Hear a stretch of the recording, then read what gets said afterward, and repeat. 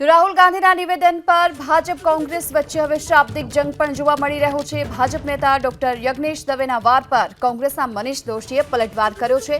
રાહુલે દેશ અને દેશના રાજા મહારાજાઓનું અપમાન કર્યું હોવાની વાત યજ્ઞેશ દવેએ કરી। આ સાથે કહ્યું, હડપ કરવાનું કામ કોંગ્રેસ કરે છે। રાહુલનું નિવેદન બાલિશ અને બાળક બુદ્ધિભર્યું હોવાનું ગણાવ્યું। તો બીજી તરફ મનીષ દોશી, જેમણે કહ્યું છે કે સંઘવીએ મૂકેલો વિડીયો એડિટેડ છે, અધૂરો છે અને વાયરલ વિડીયો કરી જનતાનું ધ્યાન ભટકાવવાનો પ્રયાસ થઈ રહ્યો હોવાની વાત મનીષ દોશીએ કરી।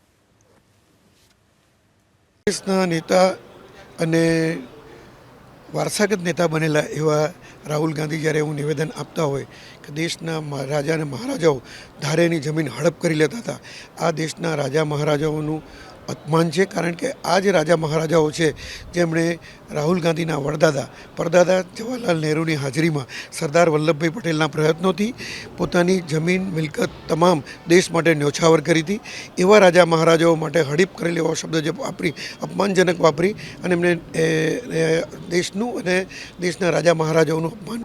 અત્યારે જનતાના રોષ કાઢવા માટે ભાજપા એની એડિટેડ ટીમ આખી, એમની આર્મી, પેઇડ આર્મી સતત આવા વિવાદો ઊભા કરીને જનતાનું મોંઘવારી ઉપરથી ધ્યાન ભટકાવવા માગે છે, જનતાનું ધ્યાન બેરોજગારી ઉપરથી ભટકાવવા માગે છે। કારણ કે જનતાને એ વાતનો અહેસાસ થઈ ગયો ને જનતાએ મન બનાવી લીધું છે કે મોંઘવારી અને બેરોજગારીમાંથી મુક્તિ મેળવવી હોય તો આ દેશમાંથી ભાજપ મુક્ત કરવું પડે।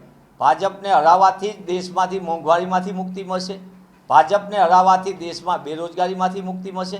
અને એટલે જ આવા 20 સેકન્ડ 10 સેકન્ડના વિડીયો કરીને આ રીતે એડિટેડ પ્રકારે લોકોનું ધ્યાન ભટકાવવા માટે એ પ્રયત્ન કરશે।